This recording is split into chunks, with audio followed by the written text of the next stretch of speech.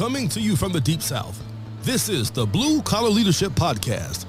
High-impact leadership is not reserved for leaders, and it has nothing to do with your position, title, or rank. However, it does have everything to do with your character. It's time to climb to the next level and beyond, personally and professionally. Now, let's start making it happen with your host, Mac Story. Hello, everyone. Welcome to the Blue Collar Leadership Podcast today. Today, we're on Chapter 22 in my 30-part series on Blue Collar Leadership and Supervision. Unleash your team's potential. Getting closer to the end, but 30 chapters, it takes 30 weeks. So we're getting close. Today, Chapter 22 is Supercharging Your Team. And the subtitle for that chapter is Focus on Character First and Competency Second. Don't misunderstand. You've got to have competency. Your team has to have competency to do their job. That's not what I'm talking about, though. I'm talking about if you want to launch your team to the next level, most often there's not a competency issue. Unless there's something new or they moved to a new job or they're new to the industry, that kind of stuff. Yeah, you got to get them up to speed. But once people are up to speed, competency is not the issue. If you want to supercharge your team, it's all about character. And even if there's a competency issue that can't truly be addressed, I've often heard some leaders say, no, it wasn't character, it was competency. But I ask a couple of questions and pretty quickly we can figure out character was the root cause of the competency issue. For instance, if someone gets hired and they say they can do something, but they can't actually do it. Well, that's really not a competency issue. That's at the root of the problem is a character issue because they said they could do something that they couldn't. If they told you they couldn't do it, you might not have hired them. Or you would have knew what to expect and been more prepared for it. Or if something changes and someone needs to learn how to deal with, say, a new system, maybe some new software or something like that, or just simply a new way of doing things. Technology is changing all the time. But someone doesn't want to grow and learn because they like the way we've always done it, that's a character issue. Growth is relative to character. So I want to share a quote with you from Reed Hastings. He was a CEO of Netflix. And he's got a quote I share. I wrote a blog on it and that sort of thing, but I want to share it with you right here because I'm talking about high-impact leadership. I'm talking about supercharging your team. And you got to understand what I'm about to share with you from Reed. Because if you don't do this, there's no way to supercharge your team. You got to do a bunch of things, but this is one thing, an important thing. So Reed says, do not tolerate brilliant jerks. The cost of teamwork is too high. And it's common sense. Everybody on the team already knows it. But low impact leaders allow it to happen. They allow brilliant jerks. They have a lot of competency, but they don't have a lot of character. They let those people contaminate the team. I'm sure you've worked with some because they seem to be widespread. And I know I worked with quite a few in my career. Not a lot, really. Not the totally brilliant jerk. I mean, they're sharp. They're sharp individuals, but they have almost zero people skills. They think they're special. They think everybody else is an idiot. That's a brilliant jerk. A brilliant jerk thinks everybody else is an idiot. People who think everybody is an idiot, kind of hard to get along with those people, even if you're on the same team. I remember I worked with a guy one time, and he was in a different department, but every day I had to interact with him because he had information I needed to be able to do my job. And I had to go see this brilliant jerk, using Reed Hastings' words. Back then, I wasn't like I am today. I ain't never read a leadership book. I'd be straight up with you. Back then, I wanted to kill that joker every time I seen him. But I never did. I smiled. That was just an internal thing I had. But you got to remember, I was in the Marines. I was in the infantry. I was kind of crazy back in those early days. And that's just the way I felt. I never did it. I ain't never killed anybody. But I had a bad temper. If you listen to some of my other podcasts, you understand it. But that joker would get me so fired up. But see, I didn't know then. He wouldn't do it to me today. be completely different. He'd be the one fired up when I left, and I'd be fine today because I've learned a lot of stuff I didn't know back then. But I'm kind of going back and telling you the old way. So I'd have to go in and ask him for some information. It was really nothing. It was very simple for him. But he hated to be bothered. And see, a lot of times that's what brilliant jerks will do to team members. It don't matter if they're in the same department or another department. They don't like people. So they try to offend people. They try to irritate people so people won't come around very often so they can have their space. But him being a jerk didn't bother me at all, I promise you. I love the confrontation. But it was silly that we had to have a confrontation because it would get heated, it'd get ugly almost every day. And I wasn't the only one who thought he was a jerk. Everybody thought he was a jerk. That was the only good thing about him is he treated everybody the same, like they were idiots. But if you're a leader, you can't tolerate brilliant jerks. Not if you're going to build a high-performance team. Because exactly what Reed says, the cost of teamwork is too high. I've seen leaders who get it right, and they will remove the toxic person from the team. And a lot of times they don't even have to replace the person because the team was so discombobulated and strung out every day dealing with the brilliant jerk that when the leader did the right thing, they were so thankful for the leader to do the right thing, and then they removed the irritant, kind of like when you get a splinter in your hand or something. It's kind of painful as long as you leave it there, but when you get it out, things get better. It's kind of the same way with these brilliant jerks. And so I've seen it. When they remove the person, the toxic person, a lot of times the other people step up so much they carry the load. And see, a lot of leaders don't realize, they don't really think about it. Everybody knows there's a brilliant jerk on the team. Everybody knows it. What else do they know? They know they have a leader who's allowing it to happen. So when a leader allows that to happen, the leader is losing credibility with their team. They're creating distrust. And the team feels the leader's letting them down because the leader is letting them down. It's a leader's responsibility not to have that type of person on the team. A lot of times a low-impact leader won't replace that person because they're afraid they're going to have to carry the load. And if they're a low-impact person and they're not replacing the individual and they're the kind of leader that will allow the brilliant jerk to contaminate the team, well, the people are not following the leader very well anyway. So the leader probably would be right. But a high-impact leader who wouldn't allow that, they would grow and develop the person or they would replace the person. They're going to have respect from their team. But a lot of times they don't want to have to, the leader doesn't want to have to step up. They're afraid I might have to step in. I might have to carry the load or, it's going to cause a bunch of other issues. Or it's hard to find good people. I mean, I hear that all the time. We can't find good people, so we're going to hold on to the brilliant jerk. That's one of the reasons we can't find good people. If you got the people who have to work with the brilliant jerk at the football game on Friday night and people say, what's it like to work there? And they start talking about the brilliant jerk, who wants to go work there? That's just one little tiny example of word-of-mouth advertisement, how the culture in an organization pushes people away from the organization. And the leaders run around wondering why we can't find good people. It's because of the way we're leading our organization. It's what all the people are saying to the community, in the community, about the leaders and the organization. If you create a good culture in your organization, which is what my new book, Blue Collar Leadership and Culture, the 5 components for building high-performance team, is all about, then everybody's going to be spreading positive word-of-mouth advertisement. And you'll be growing and developing people on the inside and attracting great people from the outside. Really what you'll be doing is becoming an employer of choice. So first you want to be a sought-after employer, so outside people want to come in.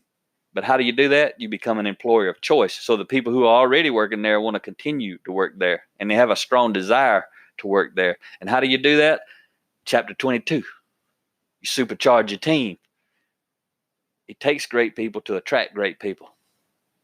It's interesting, though, a lot of leaders, they want to attract great people, but they don't develop the people they have so that they become great people. So you have some mediocre people because you don't develop them. trying to attract great people with mediocre people. It just doesn't work that way. Not for long. So help your team look in the mirror and understand why the team's success adds to their success. Because a lot of times, if they think it's all about you as the leader, and you think about you as the leader, you conveying that message. They feel it. You got to help them understand. You got to give them credit. They got to see it. They got to feel it. They got to know when they do well, they succeed, not you succeed. Remember, as high impact leaders, it's not about me, but it starts with me. It's because of how do I lead myself and my team. So help your team understand why and how they should work together. Why should they work together? You got to help them understand that, especially if they had any training and development. And you remember, you can go to episode 65 if you haven't heard it. My book, Blue Collar Leadership, Leading from the Front Lines. That book is a resource for you to use as a leader to grow and develop high impact individual people. That book is meant for you to supercharge your team with. It's a resource for you. The book we're covering now is how do you lead others well. But that Blue Collar Leadership book is a resource for you to specifically supercharge your team by developing these high impact individuals. So help your team understand their success is important to you. Not because it'll make you successful, because you want them to be successful. Make sure you earn your team's trust by investing in their development. I've heard leaders say, "Oh, my company won't do anything." Okay, what can you do, Mr. Leader? What do you mean, what can I do? What can you do?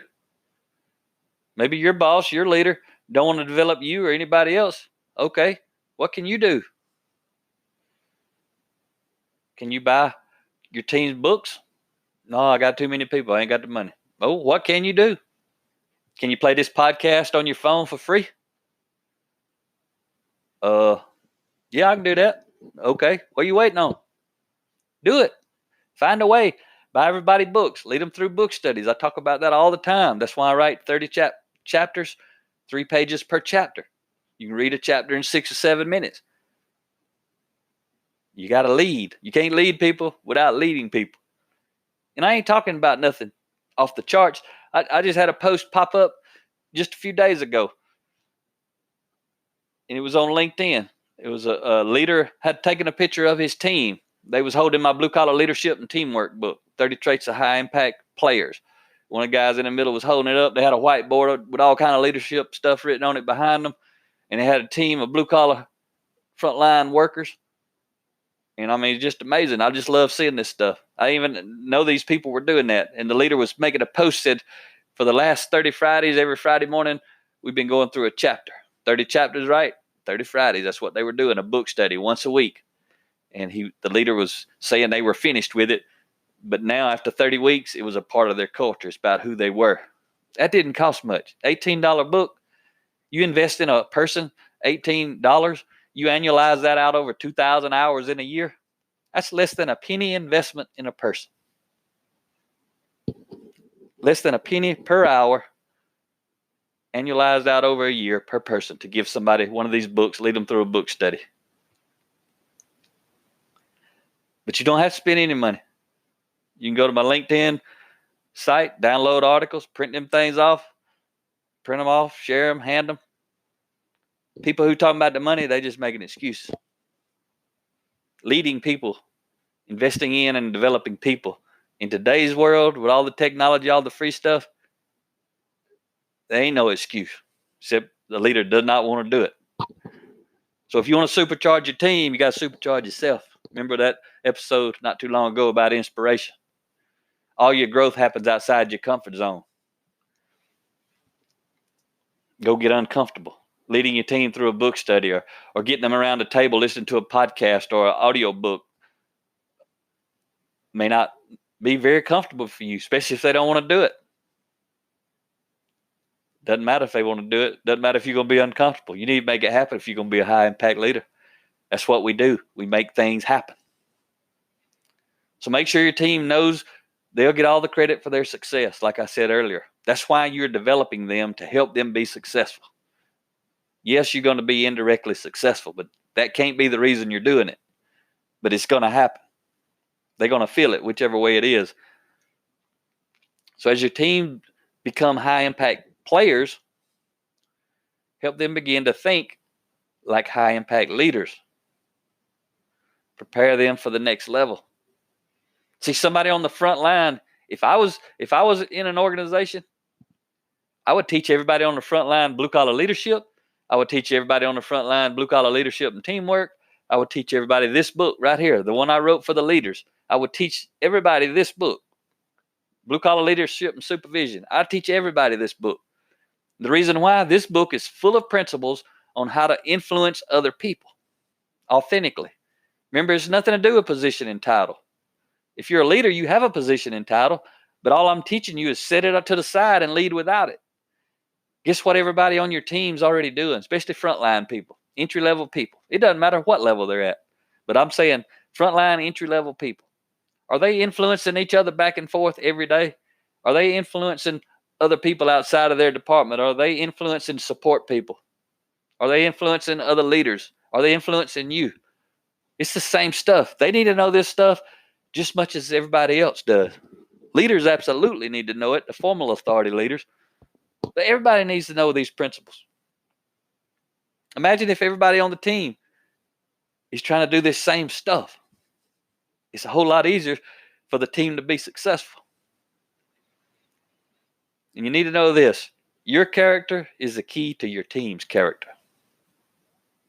It all starts with you, Mr. or Miss Leader.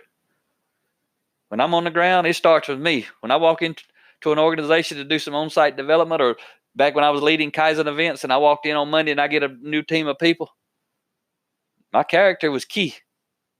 My character was going to determine what's going to happen. How do I say what I say? How do I do what I do? Every bit of leadership development is character development. They're the same thing. Character development equals leadership development.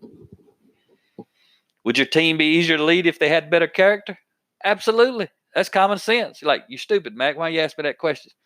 I don't know. Are you teaching and growing and developing your team with leadership? Because this kind of leadership is character development. Would my life and my job be easier if the people around me had better character? Absolutely. Would my life be better and easier if I had better character? Absolutely. Remember, common sense, but it's not common practice. I think that's episode 68 or 69 out of the Blue Collar Leadership book, that chapter on common sense. The team's character is a reflection of the leader's character. That might be a hard pill to swallow for some people, but not for high-impact leaders, because high-impact leaders accept responsibility. If they got poor character in certain team members or all their team members, a high-impact leader says, what am I going to do about it? And then they start leading book studies. First of all, they're going to model it. They got to learn themselves how to model good character. I've seen it all the time, especially when I was leading Kaizen events. I hear poor leaders with poor character tell me about their poor team members who are going to be on my team and how terrible they are. Well, I walk in a room, I got a higher level of character than the poor character leader, and I get different results instantly because my character is higher. I'm leading them in a better way.